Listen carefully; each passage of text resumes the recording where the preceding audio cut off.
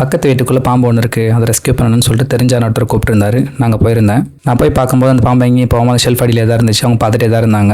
அந்த பாம்பு எப்படி வந்திருக்குன்னு பார்த்தீங்கன்னா, அவங்க வீட்டில் பாத்ரூமில் ஒரு ஜன்னல் இருக்குது. ஜன்னலில் மெஷ் அடிச்சு வச்சிருக்காங்க. அந்த மெஷ்ஷில் பார்த்தீங்கன்னா சின்ன ஓட்டை ஒன்று வந்திருக்கு.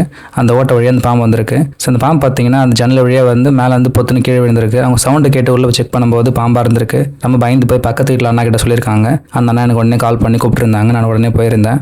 இது என்ன பாம்பு பார்த்தீங்கன்னா இந்தியன் ரேட் ஸ்னேக், தமிழில் சாரை பாம்பு. இந்த பாம்புக்கு விஷத்தன்மை கிடையாது. இந்த பாம்பு பார்த்தீங்கன்னா எப்படி பார்த்தாலும் ஒரு 7 அடிக்கு மேலே இருக்கிற பாம்பு, நல்ல வளர்ந்த பாம்பு. நான் பிடிச்சதில் கொஞ்சம் பெரிய பாம்பு இதுவுமே. இந்த பாம்பு ரொம்ப டிஸ்டர்ப்டாக இருந்திருக்கும் போல். பாம்பு எனக்கு கடிச்சிட்டே இருந்தது. நானும் அதுங்கிட்ட கடி வாங்காமல் தப்பிச்சிட்டே இருந்தேன். பார்த்தீங்கன்னா உங்களுக்கே தெரிஞ்சிருக்கும் இந்த செருப்பு எப்படி கடிக்குதுன்னு சொல்லிட்டு. இந்த மாதிரி பாம்பு வந்துச்சுன்னா தயவுசெய்து நல்ல ரெஸ்க்யூ கூட்டு பாம்பு ரெஸ்க்யூ பண்ணுங்கள். நீங்களாவே ரெஸ்க்யூ பண்ணாதீங்க. தேங்க்யூ.